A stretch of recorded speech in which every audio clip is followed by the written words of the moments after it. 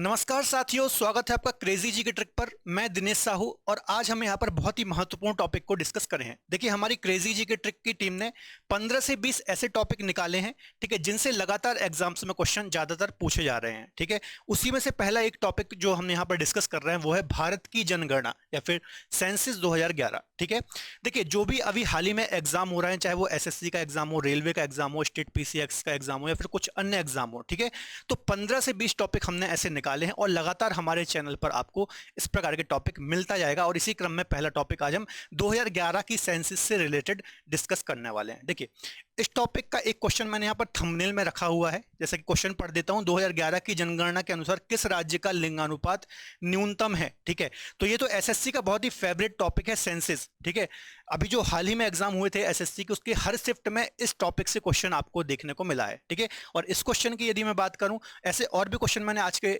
Session में लिए हुए हैं, तो आपको सेशन को अंत तक जरूर देखना है। ठीक है, देखिए, state PCS, SSC CGL, CPO 2019, SSC 2016, तो इतनी बार ये क्वेश्चन एग्जाम में आया हुआ है।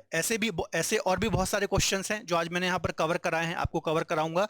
ठीक है, तो वो सारे क्वेश्चन आपको यहाँ पर देखने हैं, नोट डाउन करने हैं। ठीक है, तो आज का सेशन जो है बहुत ही महत्वपूर्ण होने वाला है, आपको वीडियो को अंत तक जरूर देखना है। ठीक है, इसके अलावा जो ये टॉपिक है, थ्योरी और एमसीक्यूज मिक्स फॉर्म में हम यहाँ पर डिस्कस करने वाले हैं। ठीक है, बहुत ही मजा आने वाला है आपको आज के सेशन में। ठीक है, चलिए, टॉपिक को स्टार्ट करने से पहले थोड़ा सा मैं आपको अपडेट देना चाहूंगा। अभी हमारी रूट एप्लीकेशन जो है, जहां पर आपको बहुत सारे एप्लीकेशन, जो रूट एप्लीकेशन है हमारी, यहाँ पर आपको बहुत सारे कोर्सेज मिल जाते हैं। ठीक है, और इसको आपने बहुत प्यार दिया है, तो इसका हमारा 1 साल कंप्लीट हो गया है रूट ऐप का। तो इसी उपलक्ष्य में आपको एक यहाँ पर गिफ्ट है। ठीक है, यहां पर आपको जितने भी कोर्स हैं अप टू 80% ऑफ में मिल जाते हैं। आपको रूट 02 ये कोड, सॉरी, रूट 01 ये कोड अप्लाई करना है, जिससे आपको मैक्सिमम डिस्काउंट यहां पर देखने को मिल जाएगा अप टू 80%। ठीक है, तो बहुत अच्छा मौका है। लगभग एक हफ्ते हमारी ये सेल चलेगी, एक वीक चलेगी। ठीक है, तो इसका आप फायदा उठा सकते हैं। चलिए सीधे हम टॉपिक को स्टार्ट करते हैं। ठीक है, तो सबसे पहले जो ये पूरा टॉपिक हम कैसे डिस्कस करेंगे मैं आपको बता देता हूं। देखिए, पहले हम इसकी थ्योरी शॉर्ट में डिस्कस करेंगे, उससे रिलेटेड एमसीक्यूज डिस्कस करेंगे। जैसे कि थोड़ा सा हम इसकी हिस्ट्री को जानेंगे, इतिहास को जानेंगे, फिर उससे रिलेटेड एमसीक्यूज डिस्कस करेंगे। फिर टॉप जनसंख्या वाले राज्य कौन से हैं, है ना, जनसंख्या से रिलेटेड डेटा को हम समझेंगे, फिर उसके एमसीक्यूज देखेंगे और सारे जो एमसीक्यूज हैं यहाँ पर एग्जाम्स में आए हुए हैं। ठीक है, चलिए थोड़ा सा हम हिस्ट्री देख लेते हैं। ठीक है, तो यदि मैं हिस्ट्री इसकी थोड़ा सा डिस्कस कराऊं आपको, तो पूरे वर्ल्ड में या फिर दुनिया में, ठीक है, सर्वप्रथम जनगणना कराने का श्रेय किसको जाता है, तो स्वीडन को जाता है। स्वीडन ने 1949 में पहली बार जनगणना कराई थी। ठीक है, तो यहां से सीधा का सीधा एग्जाम में क्वेश्चन कई बार आया हुआ है। इसके अलावा यदि मैं भारत की बात करूं, तो भारत में सबसे पहले यदि जनगणना हुई थी, तो बच्चे क्या रटते हैं कि 1872 में मेयो के टाइम पे हुई थी। ये तो ठीक है, लेकिन उससे भी पहले इलाहाबाद और बनारस में, ठीक है, जेम्स प्रिंसिप के द्वारा 1824 और 1827-28 में ये शहरी लेवल पर जनगणना कराई गई थी, सेंसस कराई गई थी। तो ये भी आपको याद रखना है। ठीक है, जेम्स प्रिंसिप के द्वारा इलाहाबाद में 1824 में और बनारस में 1827-28 में जनगणना कराई गई थी। ठीक है, इसके अलावा 1872 में लॉर्ड मेयो ने कराई थी, आपको पता ही होगी। और नियमित रूप से पहली बार जनगणना 1881 में लॉर्ड रिपन के टाइम पे कराई गई थी। ठीक है, ये आप पढ़ते ही हैं। इसके अलावा डब्ल्यू.सी. प्लोडन जो थे, वो पहली बार नियमित जनगणना के क्या थे, जनगणना आयुक्त थे। तो इनका नाम भी आपको थोड़ा सा दिमाग में रखना है। ठीक है, और भारत की जनगणना जो 2011 में हुई थी, ये कौन सी जनगणना थी, तो 15th नंबर की जनगणना थी और स्वतंत्र भारत की 7th नंबर की जनगणना थी। ये भी आपको याद रखना है थोड़ा सा। ठीक है, यहां से सीधे के सीधे फैक्ट के रूप में एग्जाम में आते हैं कि पहली बार जनगणना कब हुई, नियमित जनगणना कब हुई, दुनिया में पहली बार जनगणना कब हुई, स्वतंत्र भारत की कौन सी जनगणना है, ठीक है, ओवरऑल कौन सी जनगणना। तो जितने भी यहां पर फैक्ट लिखे हुए हैं सारे बहुत ही महत्वपूर्ण हैं, आपको याद रखना है। ठीक है, चलिए आगे डिस्कस कर लेते हैं। ठीक है, अब यहां से भी क्वेश्चन काफी ज्यादा आता है कि जो 5वीं जनगणना थी, हमारी 5वीं सेंसस थी, है ना, 1921 की। ठीक है, तो 1921 की जो ये 5वीं सेंसस थी, तो ये एकमात्र ऐसा दशक था, मतलब आप बोलिए 1901 से लेकर के 1921 के बीच का ये एकमात्र ऐसा दशक है जब ऋणात्मक दशकीय वृद्धि देखने को मिली, है ना, -0.31 की ऋणात्मक दशकीय वृद्धि हमें देखने को मिली थी 1901 से लेकर के, सॉरी 1911 से लेकर के 1921 के बीच में।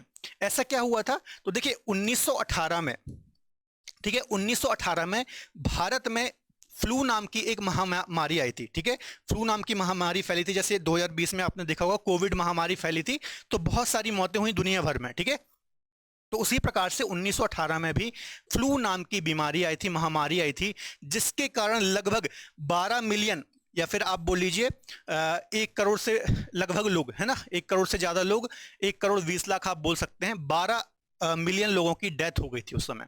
ठीक है, तो आपको याद रखना है। तो ये एकमात्र ऐसा दशक था जब ऋणात्मक वृद्धि देखने को मिली -0.31 की। तो एग्जाम में क्वेश्चन आता है, ठीक है, कि जनगणना के इतिहास में ऐसा कौन सा ईयर है जो कि द ग्रेट डिवाइड है ना, या फिर महान विभाजक वर्ष के नाम से इसको जाना जाता है। तो 1911 से लेकर के 1921 के बीच का ये टाइम था, जो ये दशक था, इसको महाविभाजक वर्ष कहा जाता है, क्योंकि यहां पर ऋणात्मक वृद्धि देखने को मिली थी। ठीक है, तो ये डेटा याद रखना है, -0.31 की ऋणात्मक वृद्धि देखने को मिली, इसे द ग्रेट डिवाइड कहा जाता है, महान विभाजक वर्ष कहा जाता है। और 1918 में फ्लू महामारी के चलते 12 मिलियन, है ना, 1 मिलियन में 10 लाख होता है, तो लगभग 1.2 करोड़ लोगों की यहाँ पर डेथ हो गई थी। ठीक है, तो आपको याद रखना है, इस कारण से इसको महान विभाजक वर्ष कहा जाता है। ठीक है, अब इससे रिलेटेड हमने शॉर्ट में हिस्ट्री डिस्कस कर ली, इससे रिलेटेड क्वेश्चंस भी हम डिस्कस कर लेते हैं जो एग्जाम में आए हुए हैं। ठीक है, जनसंख्या भूगोल की एक शाखा है, जो जनसंख्या भूगोल हम पढ़ते हैं, ये किसके अंतर्गत आती है, किस शाखा किस ब्रांच के अंतर्गत आती है। ठीक है,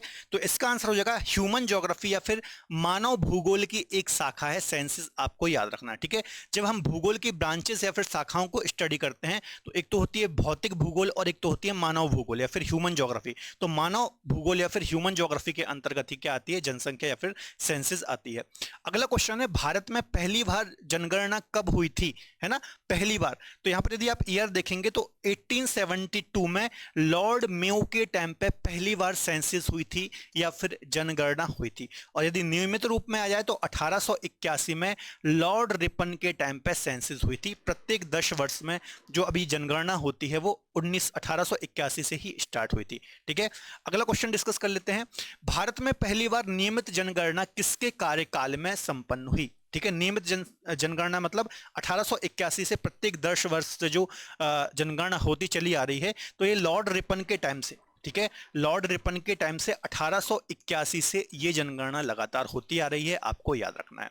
अगला क्वेश्चन डिस्कस कर लेते हैं, भारत की प्रथम जनगणना जेम्स प्रिंसेप द्वारा किस भारतीय शहर से शुरू हुई थी। तो अभी मैंने आपको डिस्कस कराया था, ठीक है, 1824 में इलाहाबाद में हुई थी।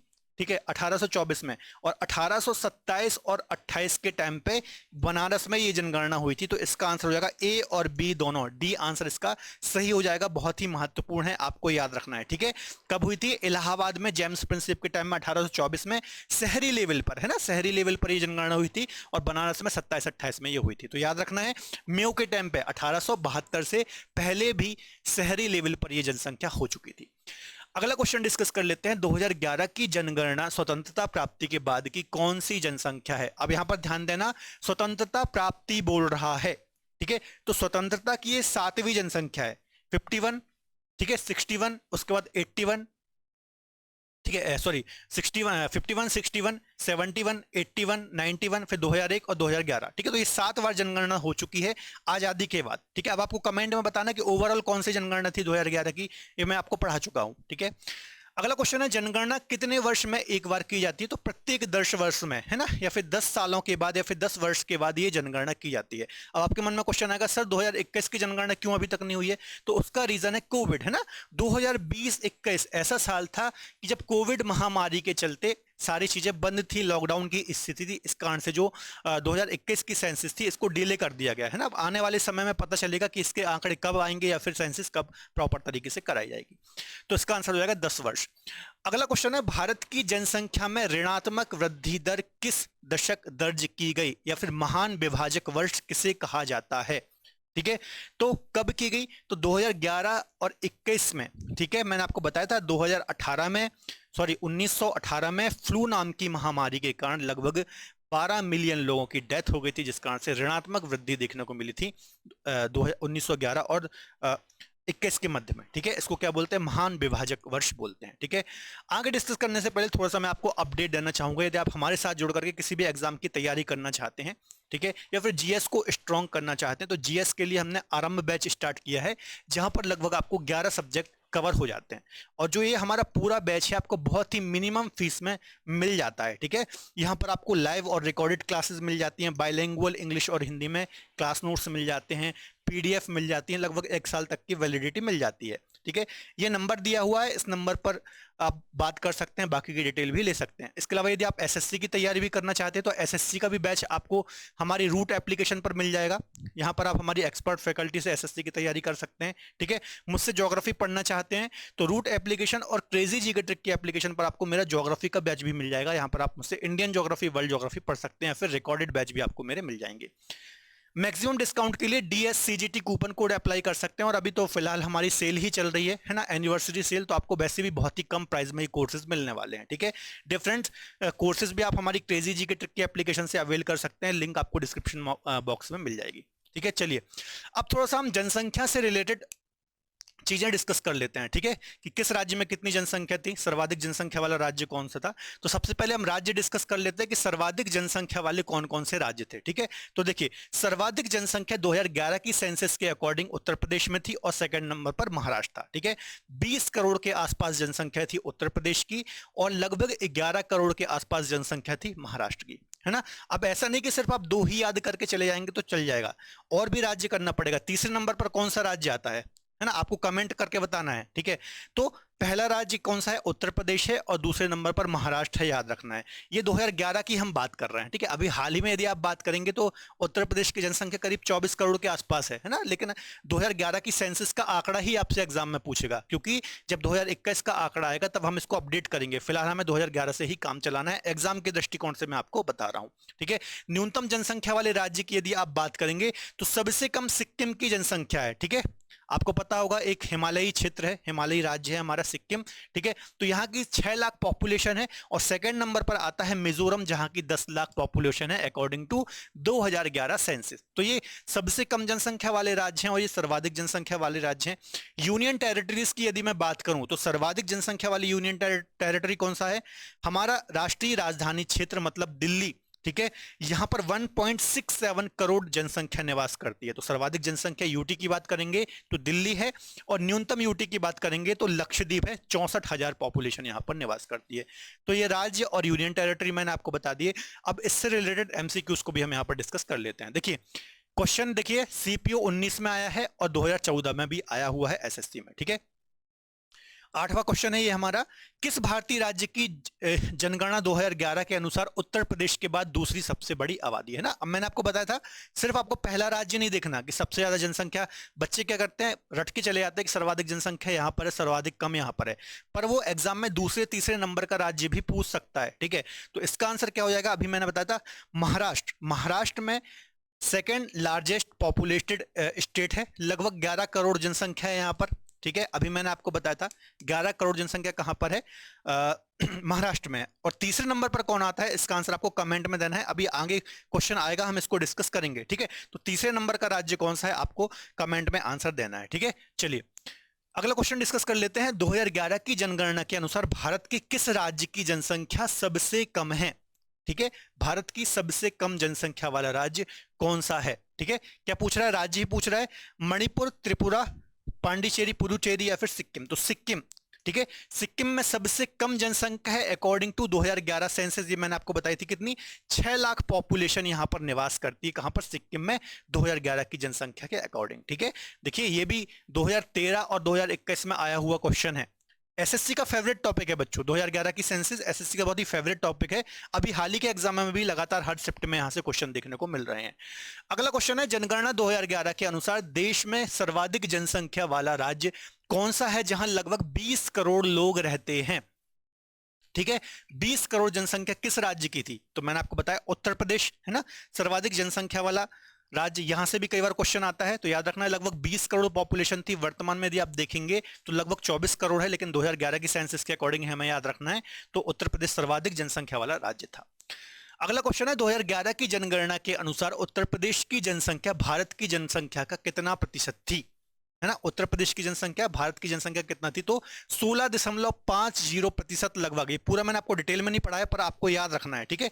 कितनी थी बच्चों, 16.50% थी देश की जनसंख्या का कितना परसेंट था उत्तर प्रदेश की जनसंख्या? 16.50%, लगभग 20 करोड़ जनसंख्या थी। तो ये आपको परसेंटेज भी याद रखना है, ठीक है। देखिए हमारे चैनल पर ऑलरेडी डिटेल में वीडियो पढ़ा हुआ है, आपने देखा होगा और आपने पहले भी पढ़ी ही होगी, है ना। तो एक रिवीजन के हिसाब से ये हम लेक्चर प्लान कर रहे हैं, ठीक है। और यदि आप कमेंट में बोलेंगे कि यदि आप 2011 की सेंसस मुझसे डिटेल में पढ़ना चाहते हैं तो मैं डिटेल में भी आपको पढ़ा दूंगा, मुझे कोई दिक्कत नहीं है, लेकिन आपको कमेंट में बताना पड़ेगा, ठीक है। ज्यादा से ज्यादा बच्चे यदि कमेंट में बोलते हैं तो मैं डिटेल में भी पढ़ा दूंगा। अगला क्वेश्चन देख लेते हैं, 2011 की जनगणना में बिहार की अनुमानित आबादी कितनी है? ठीक है, देखिए आ गया। तो इसका आंसर हो जाएगा बच्चों 10.5 करोड़, ऐसा आप बोल सकते हैं, ठीक है। 10.4 करोड़ के आसपास बिहार की पॉपुलेशन थी। पहला था यूपी, लगभग कितनी? 20 करोड़, ठीक है। सेकंड पर था, जो मैंने अभी आपसे क्वेश्चन पूछा था, महाराष्ट्र, लगभग 11 करोड़। थर्ड पर आता है बिहार, 10.4 करोड़, ठीक है। तो ये तीन बड़े राज्य थे अकॉर्डिंग टू पॉपुलेशन या फिर जनसंख्या के अनुसार, आपको याद रखना है 2011 की सेंसस के अकॉर्डिंग, ठीक है। ऐसे भी क्वेश्चन आ जाते हैं, इसलिए मैंने आपको बताया कि सिर्फ आपको पहला दूसरा राज्य नहीं रटना है, आपको अच्छे से सेंसस को स्टडी करना है, अंदर से डीप भी क्वेश्चन पूछ लेता है। 2011 की जनगणना के अनुसार भारत की जनसंख्या कितनी थी? तो आपको पता ही होगा, तो सिंपल क्वेश्चन है, 121 करोड़ के आसपास या फिर 05 करोड़, 121.05 करोड़ जनसंख्या थी according to 2011 census. D answer इसका सही हो जाएगा। वर्तमान में कितनी है? तो 143 करोड़ के आसपास वर्तमान में भारत की पॉपुलेशन है। और हाल ही में एक रिपोर्ट भी आई थी यूएन के अकॉर्डिंग कि हमारी जो भारत की जनसंख्या है इसने चीन की जनसंख्या को क्रॉस कर दिया है, ठीक है। तो ये बात भी आपको याद रखना है। अगला क्वेश्चन देख लेते हैं, 2011 की जनगणना के अनुसार विश्व की कुल जनसंख्या में भारत की भागीदारी कितनी है? तो जब मैं आपको ज्योग्राफी पढ़ाता हूं, क्योंकि ज्योग्राफी का टीचर हूं, ज्योग्राफी कई बार आपने पढ़ी होगी मुझसे, तो मैं आपको बताता हूं, ठीक है, कि 2.43 क्षेत्रफल पर 17.5% जनसंख्या निवास करती है। मैंने कई बार अपने लेक्चर में पढ़ाया है ना, यूट्यूब पर भी बहुत सारे लेक्चर मैंने पढ़े हुए हैं, मैंने कई बार पढ़ा रहा है। तो क्या आंसर हो जाएगा इसका? 17.5 पॉपुलेशन निवास करती है 2.43% क्षेत्रफल पर, ठीक है। तो याद रखना है विश्व की जनसंख्या का 17.5% का प्रतिनिधित्व करते हैं। ये कब का डेटा है? ये 2011 का डेटा है, अभी तो और बढ़ गया होगा, वो जब आंकड़े सामने आएंगे तब हमें क्लियर पता चलेगा, लेकिन 2011 से अभी हमें काम चलाना है, ठीक है। चलिए, तो ये तो हमने जनसंख्या से रिलेटेड क्वेश्चन डिस्कस कर लिए। अब हम देख लेते हैं जनसंख्या घनत्व या फिर पॉपुलेशन डेंसिटी। पॉपुलेशन डेंसिटी क्या होती है बच्चों? ये 1 वर्ग किलोमीटर का क्षेत्रफल है ना ये। अब यहां पर कितने लोग निवास करते हैं? ये, ठीक है, ये मान लीजिए ये कोई क्षेत्र है किसी राज्य का, ठीक है। यहां पर मान लीजिए 1000 लोग रह रहे हैं, ठीक है। ये दूसरा क्षेत्र है उतना ही बड़ा, मान लीजिए 1 वर्ग किलोमीटर का, यहां पर उससे कम ले रह रहे हैं 800, है ना। ये तीसरा कोई क्षेत्र है 1 वर्ग किलोमीटर का, यहां पर ले रहे हैं 500। तो इनका एवरेज निकाला जाता है कि भैया किसी भी राज्य में किसी भी क्षेत्र में 1 वर्ग किलोमीटर में एवरेज कितने लोग रह रहे हैं। तो इसका एक फॉर्मूला होता है ना। देखिए, ये व्यक्तियों की संख्या, जैसे मान लीजिए बिहार है तो बिहार में लोगों की संख्या कितनी है और वहां का क्षेत्रफल कितना है, तो उससे यदि आप भाग दे देंगे तो वहां का जनसंख्या घनत्व या फिर पॉपुलेशन डेंसिटी निकल के आ जाएगी, ठीक है। तो देखिए 2011 की सेंसस के अकॉर्डिंग देश का जनसंख्या घनत्व कितना था? तो 382 व्यक्ति पर वर्ग किलोमीटर हमारे देश का जनसंख्या घनत्व था या फिर पॉपुलेशन डेंसिटी थी, आपको याद रखना। बिहार का कितना है? 1106 व्यक्ति पर वर्ग किलोमीटर। बिहार का जनसंख्या घनत्व पूरे भारत में सर्वाधिक है, यदि राज्यों की बात करें तो 1106। देखिए ना, भारत का कितना है? 382, और इससे कितना ज्यादा है बिहार का? 1106 वर्ग किलोमीटर। उसका रीजन क्या है? क्योंकि जनसंख्या ज्यादा है, क्षेत्रफल थोड़ा कम है ना। यदि किसी राज्य का क्षेत्रफल कम है और जनसंख्या ज्यादा है तो वहां का पॉपुलेशन डेंसिटी ज्यादा हो जाएगा, ठीक है। तो ये फॉर्मूला होता है। चलिए थोड़ा सा मैप के थ्रू भी देख लेते हैं यहाँ पर कौन कौन से राज्य अव्वल नंबर पर आते हैं। तो सबसे पहला राज्य बिहार। बिहार की पॉपुलेशन डेंसिटी सबसे ज्यादा है, 1106। यहां पर 1106 व्यक्ति पर वर्ग किलोमीटर में निवास करते हैं, याद रखना है। पूरे देश में यदि राज्यों की बात की जाए तो बिहार का पहला नंबर है। पश्चिम बंगाल सेकंड नंबर पर आता है 1028 के साथ में, ठीक है। आगे यदि हम बात करें न्यूनतम की, तो न्यूनतम में अरुणाचल प्रदेश आता है, क्योंकि क्षेत्रफल बड़ा है ना, नॉर्थ ईस्ट का सबसे बड़ा राज्य है, लेकिन जनसंख्या कम है, तो 17 व्यक्ति ही पर वर्ग किलोमीटर में यहाँ पर निवास करते हैं। यहां से भी बहुत क्वेश्चन एग्जाम में आते हैं यहाँ से, ठीक है। तो 17 व्यक्ति पर वर्ग किलोमीटर अरुणाचल प्रदेश का पॉपुलेशन डेंसिटी है। इसके बाद मिजोरम आता है, 52 व्यक्ति पर वर्ग किलोमीटर में यहाँ पर रहते हैं। तो सर्वाधिक और न्यूनतम का डेटा आपके सामने है। आगे मैं केंद्र शासित प्रदेश यूटी की यदि मैं बात करूं, ठीक है, तो सर्वाधिक कहां पर है? दिल्ली। क्योंकि आपको पता होगा दिल्ली राष्ट्रीय राजधानी क्षेत्र है, जनसंख्या भी वहां पर सर्वाधिक है यूटी की यदि आप बात करेंगे, और पॉपुलेशन डेंसिटी भी यहां पर ही है। कितनी? 11,320 व्यक्ति। 11,320 व्यक्ति पर वर्ग किलोमीटर में निवास करते हैं दिल्ली में, जो कि हमारा राष्ट्रीय राजधानी क्षेत्र है। न्यूनतम की यदि आप बात करेंगे तो अंडमान निकोबार, जो कि हमारा सबसे बड़ा द्वीप समूह है, यहाँ पर सबसे कम पॉपुलेशन डेंसिटी है 46, है ना। ये यूटी की बात कर रहा है, नीचे यूटी का डेटा है और ऊपर स्टेट या फिर राज्य का डेटा है, आपको याद रखना है। चलिए, अब इससे रिलेटेड भी क्वेश्चन हम यहां पर डिस्कस कर लेते हैं। तो भारत की 2011 की जनगणना के अनुसार निम्न में से किस राज्य का जनसंख्या घनत्व 17 व्यक्ति पर वर्ग किलोमीटर है? तो अभी मैंने बताया न्यूनतम जनसंख्या घनत्व राज्यों में यदि आप बात करेंगे तो अरुणाचल प्रदेश का 17 व्यक्ति पर वर्ग किलोमीटर न्यूनतम क्या है, जनसंख्या घनत्व है। ठीक है, ऐसे ही क्वेश्चन आएंगे। एसएससी सीजीएल 2022 पिछले साल का ही क्वेश्चन है। ठीक है, जनगणना 2011 के अनुसार देश में सबसे अधिक जनसंख्या घनत्व दर्ज किया है। ठीक है, तो अभी मैंने बताया था आपको। ठीक है, लेकिन यहां पर देखिए राज्य नहीं पूछ रहा है। ठीक है, राज्य नहीं पूछ रहा है, स्टेट नहीं पूछ रहा है, यूटी दे रही है यहाँ पे ना। चंडीगढ़, दिल्ली, पांडिचेरी, पुदुचेरी, लक्षद्वीप, ये सभी क्या है, यूटी हैं। कमेंट में आंसर दीजिए कितनी यूटी है हमारे यहाँ पे भारत में, जल्दी से कमेंट में आंसर दीजिए। तो इसका आंसर हो जाएगा दिल्ली। दिल्ली का जो जनसंख्या घनत्व है, यदि आप यूनियन टेरिटरीज की बात करेंगे तो सर्वाधिक जनसंख्या घनत्व है ना, कितना, 11,320 व्यक्ति पर वर्ग किलोमीटर में निवास करते हैं। कहां पर, दिल्ली में। याद रखना महत्वपूर्ण है। ठीक है, सर्वाधिक जनसंख्या भी यूटी की यदि बात करेंगे तो दिल्ली की ही है। अगला क्वेश्चन है, 2011 की जनगणना के अनुसार भारत में जनसंख्या घनत्व में क्या परिवर्तन हुआ है? 2011 की जनगणना के अनुसार जनसंख्या घनत्व में क्या चेंजेस आए हैं, पॉपुलेशन डेंसिटी में क्या चेंजेस आए हैं? तो क्या होता है, जनसंख्या घनत्व निरंतर बढ़ा है, ठीक है, स्थिर है, कुछ कम हुआ है, पहले बढ़ा और फिर 91 के पश्चात घटा, ऐसा नहीं है। देखिए, जो पॉपुलेशन डेंसिटी होती है बच्चों, ये लगातार बढ़ती है। क्यों बढ़ती है? उसका सीधा सी रीजन है, देखिए क्षेत्रफल जितना है किसी भी राज्य का या फिर भारत का, क्षेत्रफल जितना है वो तो उतना ही रहेगा।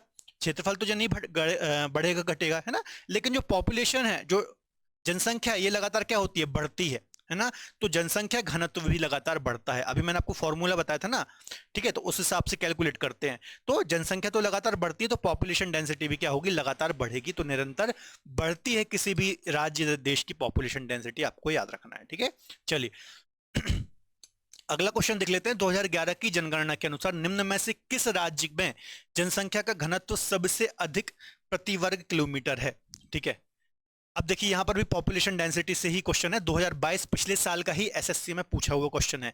लेकिन अभी जो मैं आपको बोल रहा था कि सिर्फ आपको स्टार्टिंग के टॉप स्टेट याद नहीं करने हैं, है ना। 20 से भी क्वेश्चन पूछ सकता है, तो आपको डिटेल में सेंसस पढ़नी है। मैं बोल रहा हूं यदि आपको पढ़ना हो डिटेल में सेंसस, तो मैं आपको पढ़ा दूंगा, मुझे कोई दिक्कत नहीं है, लेकिन आपको कमेंट में बताना होगा मेरे को। ठीक है, ये तो मैंने आपको रिवीजन के हिसाब से क्लास बनाई है। ठीक है, तो इन चार में से बताना है कि सर्वाधिक जनसंख्या घनत्व किसका है। अभी हमने डिस्कस किया बिहार का सर्वाधिक है, पश्चिम बंगाल सेकंड नंबर पर है, लेकिन इन चारों में आपको बताना है। तो इन चारों में जो झारखंड राज्य है बच्चों, यहाँ का 414, यहाँ का जो पॉपुलेशन डेंसिटी है वो कितना है, 414 व्यक्ति पर वर्ग किलोमीटर में निवास करते हैं। बाकी के राज्यों का कम है। यहाँ पर देखिए डेटा मैंने रखा है। गुजरात का कितना है, 308 व्यक्ति पर वर्ग किलोमीटर। गोवा का कितना है, 394। झारखंड का 414 और महाराष्ट्र का 465 है। तो ऐसे क्वेश्चन भी आ जाते हैं, पिछले ही साल का क्वेश्चन है। तो आपको डिटेल में बहुत ही अच्छे से सेंसस को पढ़ना होगा। ठीक है, मेरा ये क्वेश्चन रखने का मतलब ही इसलिए है कि बच्चे क्या करते हैं, ऊपर ऊपर से पढ़ लेते हैं कि सर्वाधिक बिहार में, सेकंड पश्चिम बंगाल में, इतना पढ़ लिया याद हो गया। जब ऐसे क्वेश्चन आते हैं तो बच्चा फंस जाता है और गलती ही करेगा, वो तुक्का मारेगा और गलती होगी, है ना। माइनस मार्किंग रहती है आपकी एसएससी में। तो ये चीजें आपको थोड़ा सा ऊपर ले जाएंगी, क्योंकि एक एक नंबर में हजारों बच्चे होते हैं। कॉम्पिटिशन का दौर बहुत ही ऊपर जा चुका है, तो ध्यान से आपको पढ़ना है। ठीक है, अगला क्वेश्चन देख लेते हैं। 2011 की सेंसस के अनुसार भारत में निम्नलिखित राज्य में से सबसे अधिक जनसंख्या घनत्व वाला कौन सा राज्य है? ठीक है, सबसे ज्यादा पॉपुलेशन डेंसिटी पूछ रहा है, तो ऑलरेडी हम डिस्कस कर चुके हैं। बिहार का जनसंख्या घनत्व सर्वाधिक है, ऑलरेडी हम कई बार इसको डिस्कस कर चुके हैं। ठीक है, कितना है, तो 1106 व्यक्ति पर वर्ग किलोमीटर है। अब हम बात कर लेते हैं लिंगानुपात या फिर सेक्स रेशो, है ना। ये होता क्या है, इसको डिस्कस कर लेते हैं। तो 1000 पुरुषों में कितनी महिलाएं हैं? ठीक है, यदि 1000 पुरुषों में भारत में या फिर किसी भी क्षेत्र में, किसी भी राज्य में कितनी फीमेल है, ठीक है, कितनी फीमेल है, तो इससे निकाला जाता है लिंगानुपात या फिर सेक्स रेशो। ठीक है, तो भारत के सेक्स रेशो की बात करेंगे तो कितना है, 943 भारत का सेक्स रेशो है या फिर लिंगानुपात है। अब हम राज्य देख लेते हैं, सर्वाधिक सेक्स रेशो कहां पर है, लिंगानुपात कहां है, तो केरल। केरल सबसे ज्यादा साक्षर राज्य भी है और सबसे ज्यादा लिंगानुपात भी आपको यहाँ पर ही देखने को मिलेगा, 1084, मतलब 1000 से अच्छा है, ज्यादा है। यदि 1000 से ज्यादा लिंगानुपात है तो ये बहुत अच्छी बात है। मतलब यहाँ पर 1000 पुरुष में 1000 मेल हैं, 1000 मेल में कितनी फीमेल रहती हैं? 1084 फीमेल रहती हैं। तो ये बहुत ही अच्छी बात है ना, याद रखना है। चलिए आगे देख लेते हैं। तमिलनाडु सेकंड नंबर पर आता है 996 के साथ। ठीक है, तो याद रखना है सबसे अच्छा लिंगानुपात कहाँ का है? केरल राज्य का है। न्यूनतम की यदि हम बात करेंगे तो हरियाणा। ठीक है, क्योंकि आपको पता ही होगा हरियाणा में ये इशू है ना, जो बच्चियां होती हैं। ठीक है, ऐसा आप बोल सकते हैं कि सबसे कम चूंकि लिंगानुपात है तो बच्चियों को पहले ही गर्भ में ही मार दिया जाता है, क्योंकि वहां के लोग चाहते हैं कि लड़कियां हों, है ना। लेकिन अब ऐसा नहीं है, अब चीजें सुधर रही हैं, धीरे धीरे जागरूकता आ रही है। तो ये पहले की कहानी है, अब धीरे धीरे हर जगह की कहानियां सुधर रही हैं, लोग जागरूक हो रहे हैं, पढ़ लिख रहे हैं। ठीक है, तो ये सब ठीक है। अब आगे का जो आंकड़ा आएगा उसमें हम देखेंगे। तो 879 व्यक्ति पर वर्ग किलोमीटर में रहते हैं हरियाणा में। ठीक है, सेकंड नंबर पर आता है जम्मू कश्मीर, जहां पर 889 है। अब देखिए जम्मू कश्मीर अब यूटी हो चुका है, पहले राज्य होता था। तो ये 2011 की सेंसस का डेटा है। जब तक 2021 का डेटा नहीं आता हमें इससे ही काम चलाना है, क्योंकि एग्जाम के दृष्टिकोण से यही इंपॉर्टेंट है। ठीक है, हम थोड़ा सा राज्य यूटी भी देख लेते हैं। तो यूटी की यदि मैं बात करूं तो सबसे ज्यादा 1037 जो लिंगानुपात है वो पुडुचेरी का है। ठीक है, इसके अलावा न्यूनतम कहाँ का है? तो दमन और द्वीप का 618 है। ठीक है, तो यही आपको याद रखना है। वर्तमान में यदि आप यूनियन टेरिटरी में बात करेंगे तो दादर नागर हवेली और दमन द्वीप को मर्ज कर दिया गया है 26 जनवरी 2020 को। मैं कई बार आपको पढ़ा चुका हूं ना, लेकिन चूंकि 2011 का डेटा है तो ये हमें याद रखना है। चलिए अब हम क्वेश्चन भी डिस्कस कर लेते हैं। देखिए जो मैंने आपको थंबनेल में क्वेश्चन रखा था वही है, CGL 22, CPO 19, स्टेट PCS जैसे और भी कई बार आया होगा, ये तो मैं इतना ही मेंशन मैंने किया है। ठीक है, जितने मुझे क्वेश्चन जहां से मिले उस हिसाब से मैंने यहाँ पर रखे हुए हैं ईयर, लेकिन और भी कई बार ये क्वेश्चन आया होगा। ठीक है, क्या है क्वेश्चन? 2011 की सेंसस के अकॉर्डिंग निम्न में से किस राज्य में सेक्स रेशो सर्वाधिक है, लिंगानुपात सबसे ज्यादा है? ठीक है, लिंगानुपात सबसे कम है, सॉरी सबसे कम पूछ रहा है ना। तो हरियाणा 879, 879 फीमेल है, आपको याद रखना है किसमें? 1000 पुरुषों में। तो ये बहुत कम है। ऑब्वियस सी बात है, जब इतना कहीं अगर लिंगानुपात कम होगा तो वहां पर लोगों को शादी करने में भी दिक्कत आएगी, क्योंकि इतना कम है ना। आप देखिए बहुत कम हो जाता है ये, 1000 पुरुषों में 879 महिलाएं ही हैं, तो ये बहुत कम लिंगानुपात होता है। तो याद रखना हरियाणा। अगला क्वेश्चन है लिंगानुपात का परिकलन कैसे करते हैं? तो अभी मैंने बताया 1000 पुरुषों में कितनी महिलाएं हैं, तो देश में प्रति 1000 पुरुषों में कितनी महिलाएं हैं, इससे किसी भी देश का राज्य के लिंगानुपात का आकलन किया जाता है। ठीक है, अगला है पॉइंट साक्षरता दर या फिर लिटरेसी रेट। ये कैसे निकालते हैं इसको भी हम देख लेते हैं। तो टोटल साक्षरों की संख्या बटे 7 वर्ष से ऊपर की आयु के बच्चे। तो यहां पर एग्जाम में क्वेश्चन आता है कि साक्षरता में किन लोगों को इंक्लूड किया जाता है? तो 7 वर्ष से ऊपर के जो बच्चे होते हैं उनको ही साक्षरता में इंक्लूड किया जाता है। ठीक है, 2011 की साक्षरता की बात करेंगे तो 74.04% साक्षरता है, और 2001 की बात करेंगे तो 64.08% हमारे भारत की साक्षरता है, आपको याद रखना है। ठीक है, चलिए थोड़ा सा हम राज्य भी देख लेते हैं। तो सर्वाधिक साक्षर राज्य कौन सा है? केरल है, आपको पता ही होगा 94 के आसपास इसकी साक्षरता दर है। सेकंड नंबर पर आता है मिजोरम, है ना, 91.3। ठीक है, एग्जाम में ऐसा भी क्वेश्चन आ जाता है कि इनमें से कौन कौन से ऐसे राज्य हैं 2011 की सेंसस के अकॉर्डिंग जिनकी साक्षरता दर 90% से ज्यादा है? तो केरल और मिजोरम। ठीक है, आगे हम बात कर लेते हैं न्यूनतम वाले। तो न्यूनतम है बिहार, है ना, 61.8% जनसंख्या है, सॉरी लिटरेसी रेट है यहाँ पर। और सेकंड आता है अरुणाचल प्रदेश, 65.4% यहाँ का लिटरेसी रेट है। यूटी की बात करें तो सर्वाधिक साक्षरता दर है लक्षद्वीप की 91.8, और न्यूनतम कहाँ की है? तो दादर और नागर हवेली की 76.2। तो ये बात आपको याद रखना है। ठीक है, तो ये मैक्सिमम वाले और मिनिमम वाले यूटी और स्टेट आपको याद रखना है। कुछ क्वेश्चन देख लेते हैं। 2011 की जनगणना के अनुसार निम्न में से किस राज्य या फिर यूटी की साक्षरता 90% से अधिक है? ठीक है, अभी मैंने थोड़ी देर पहले आपको डिस्कस कराया, तो क्या आंसर हो जाएगा इसका? मिजोरम, है ना। मिजोरम की साक्षरता दर कितनी है? अभी मैंने आपको डिस्कस कराया था 91.3, है ना। तो याद रखना क्या क्वेश्चन था? 2011 की जनगणना के अनुसार निम्न में से किस राज्य की या फिर केंद्र शासित प्रदेश की जनसंख्या 90% से अधिक है? तो ऐसे क्वेश्चन भी आ जाते हैं, इसलिए बोल रहा हूं मैं डिटेल में आपको स्टडी करना है, कैसे भी घुमा के एग्जाम में क्वेश्चन पूछ सकता है।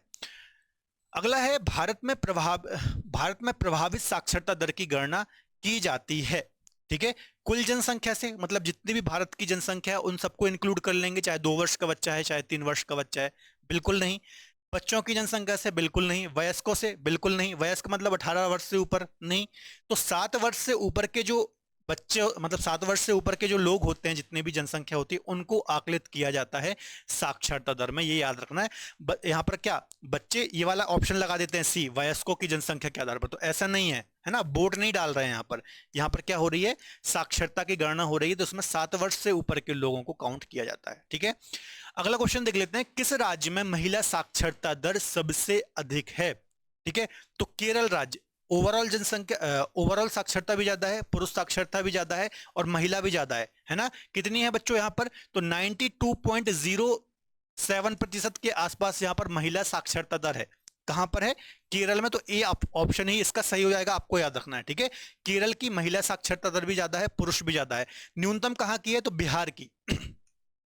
बिहार में न्यूनतम साक्षरता दर है, महिला भी पुरुष भी, आपको याद रखना है। ठीक है, 57.5 यहाँ पर परसेंट यहाँ का महिला लिटरेसी रेट है, तो ये बात भी आपको याद रखना है। ठीक है, चलिए अगला क्वेश्चन देख लेते हैं। वर्ष 2011 की जनगणना के अनुसार निम्नलिखित राज्यों में से किस राज्य में स्त्री और पुरुष साक्षरता में सबसे अधिक अंतर था? देखिए कितना अच्छा क्वेश्चन है, कितना अंदर से क्वेश्चन पूछा है, इसके लिए आपको पूरा डेटा याद होना चाहिए।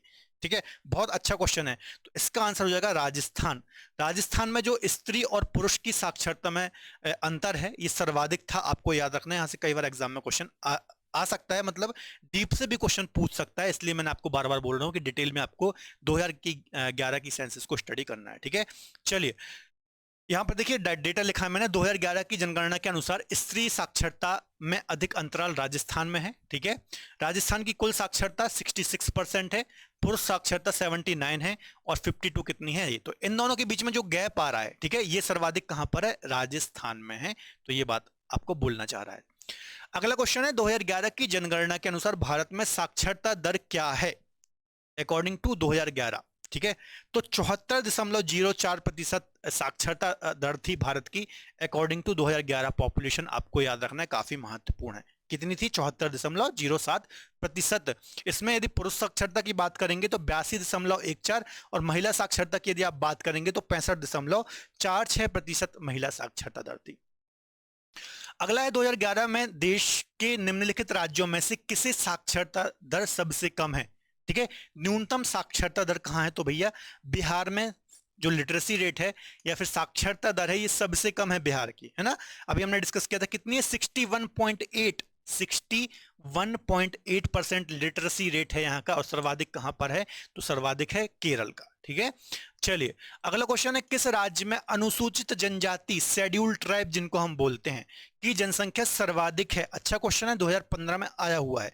तो मध्य प्रदेश राज्य में जो शेड्यूल्ड ट्राइब हैं या फिर जनजातियां हैं, ये सर्वाधिक पाई जाती हैं, है ना, जनसंख्या के अकॉर्डिंग बात हो रही है यहाँ पर। अब आपको बताना है परसेंटेज में सर्वाधिक जो एसटी का परसेंटेज है वो किस राज्य में है, आपको कमेंट में इसका आंसर देना है। ठीक है, ये बात आपको याद रखनी है। कुछ हम यहाँ पर डेटा देख लेते हैं। देखिए 2011 की जनगणना के अनुसार जो अनुसूचित जनजाति थी, इनकी आबादी 8,43,26,240 थी, जो कि देश की कुल जनसंख्या का 8.2% थी, है ना। तो यहां से भी सीधा एग्जाम में क्वेश्चन आता है कि जनजातियों का प्रतिशत कितना है, तो 8.2% है। सर्वाधिक कहां पर है, मध्य प्रदेश राज्य में है ना, जनसंख्या के अनुसार। और सबसे ज्यादा एसटी जनसंख्या प्रतिशत में, ओवरऑल मतलब राज्यों या फिर यूनियन टेरिटरी की बात करें तो सर्वाधिक प्रतिशतता के आधार पर कहां पर है जनजातियां, तो लक्षद्वीप में, है ना। मैंने आपसे क्वेश्चन ये पूछा है कि परसेंटेज वाइज स्टेट कौन सा है जहां पर सर्वाधिक एसटी पॉपुलेशन है, अकॉर्डिंग टू परसेंटेज बात कर रहा हूं मैं। ठीक है, तो इसका आंसर आपको मुझे कमेंट में देना है। इसके अलावा यदि मैं अनुसूचित जाति शेड्यूल कास्ट की बात करूं तो 16,66,35,700 जनसंख्या थी, 16.2% लगभग इनका परसेंटेज है कुल जनसंख्या का। सर्वाधिक एससी कहां पर है, उत्तर प्रदेश में है। ठीक है, और परसेंटेज वाइज बात करेंगे तो पंजाब में सर्वाधिक एससी हैं। तो ये डेटा भी आपको याद रखना है। ठीक है, अगला क्वेश्चन है, जनगणना आकलन रिपोर्ट प्रदर्शित करती है कि भारत विश्व का सबसे युवा देश है। आपको पता ही होगा सबसे युवा देश भारत ही है, मतलब 30 वर्ष के आसपास के जो लोग हैं, है ना, 25 से 35 के बीच में बोल लीजिए, तो सर्वाधिक कहां पर है, भारत में ही है वर्तमान में। तो ऐसा आकलन किया गया था। तो 2020 तक भारतीयों की औसत उम्र क्या होगी, ऐसा 2011 में ये बताया गया था। ठीक है, तो कितनी होगी भाई, 29 वर्ष, ठीक है, इसका आंसर हो जाएगा 29 वर्ष। फिर से क्वेश्चन समझा देता हूं, आपको समझ में नहीं आया हो तो। जनगणना आकलन रिपोर्ट प्रदर्शित करती है कि भारत जो है विश्व का सबसे युवा देश है, मतलब सर्वाधिक युवा भारत में ही है। तो 2020 में भारतीयों की औसत आयु कितनी होगी, क्या अनुमान लगाया गया था? तो ऐसा अनुमान लगाया था कि भारत में जो एवरेज एक एज होगी युवाओं की वो कितनी होगी, 29 वर्ष होगी, ऐसा आकलन लगाया गया था 2020 तक, ठीक है। तो ये भी बात आपको याद रखनी है। अगला क्वेश्चन और आज का लास्ट क्वेश्चन है, 2011 की जनगणना के अनुसार भारत की कुल जनसंख्या में नगरीय जनसंख्या का कितना प्रतिशत है, ठीक है। अर्बन पॉपुलेशन का कितना परसेंटेज है, काफी महत्वपूर्ण है। तो 31.2% अर्बन या फिर नगरीय जनसंख्या आपको याद रखना है, जबकि 68.8% ग्रामीण जनसंख्या है हमारे भारत में। तो ये डेटा भी आपको याद रखना है, ठीक है। तो बच्चों ये हमने 30 क्वेश्चन डिस्कस किए, इसके अलावा मैंने इनसे रिलेटेड आपको टॉपिक के हिसाब से थ्योरी भी डिस्कस कराई। तो आपका एक बहुत अच्छा रिवीजन हुआ होगा, लेकिन आपको इतने से काम नहीं चलाना। ये मैंने आपको रिवीजन के हिसाब से क्लास बनाई थी, क्योंकि क्वेश्चन बहुत ज्यादा आ रहे हैं, ठीक है। और कहाँ कहाँ से किस टाइप के क्वेश्चन आते हैं, कितने डीप से क्वेश्चन आते हैं, सारी चीजें मैंने आपको यहाँ पर बताई। तो बहुत ही डिटेल में आपको इस टॉपिक को पढ़ना है। खासतौर पर आप एसएससी की तैयारी कर रहे हैं तो आपको जरूर पढ़ना है, क्योंकि एसएससी का तो फेवरेट टॉपिक है। और भी अलग अलग स्टेट पीसीएस और रेलवे वगैरह में ये क्वेश्चन आते हैं यहाँ से, ठीक है। तो डिटेल में इस टॉपिक को पढ़ना है। यदि आप चाहते हैं कि मैं डिटेल में पढ़ाऊं तो आप कमेंट में बताना, ज्यादा से ज्यादा बच्चे यदि बोलते हैं तो मैं आपको डेफिनेटली इसको डिटेल में पढ़ा दूंगा, ठीक है। तो फिलहाल आज के लेक्चर में इतना ही। इसके अलावा बच्चों हमारी रूट एप्लीकेशन पर इकोनॉमिक्स का कोर्स बिल्कुल लाइव है, ठीक है। तो आप पढ़ सकते हैं, दुष्यंत सर यहाँ पर आपको इकोनॉमिक्स पढ़ा रहे हैं। टॉप 100 बच्चे जो एनरोल यहाँ पर करेंगे उनको मैक्सिमम डिस्काउंट यहाँ पर बहुत ही कम, बहुत ही नॉमिनल फी में ये कोर्स मिल जाएगा, ना के बराबर आप बोल सकते हैं। मुझसे ज्योग्राफी पढ़ना चाहते हैं तो हमारी एप्लीकेशन रूट एप्लीकेशन क्रेजी जी के ट्रिक की एप्लीकेशन पर आप मुझसे ज्योग्राफी पढ़ सकते हैं। मैक्सिमम डिस्काउंट के लिए कूपन कोड भी यहाँ पर दिया हुआ है, ठीक है। डिफरेंट कोर्सेज अलग अलग एक्सपर्ट फैकल्टी के साथ जुड़ करके पढ़ सकते हैं और आप उसका लाभ ले सकते हैं, ठीक है। तो फिलहाल आज के लिए इतना ही है ना। जो कि ये ट्रेंडिंग टॉपिक हमने स्टार्ट किए हैं जहां से एग्जाम्स में ज्यादा क्वेश्चन आ रहे हैं, ऐसे ही और टॉपिक हमारे चैनल पर आपको लगातार मिलते रहेंगे, ठीक है। तो आप हमारे साथ जुड़े रहने के लिए हमारे चैनल को सब्सक्राइब कर सकते हैं। वीडियो यदि अच्छा लगा हो तो अपने दोस्तों के साथ शेयर जरूर करें, ताकि ज्यादा से ज्यादा लोग इस टॉपिक का फायदा ले पाए, है ना। वीडियो अच्छा लगता है तो वीडियो को लाइक करें, ठीक है। इसके अलावा आप कमेंट भी कर सकते हैं। मिलेंगे अगले बेहतर लेक्चर में, तब तक अपना ख्याल रखें और पढ़ते रहें। जय हिंद।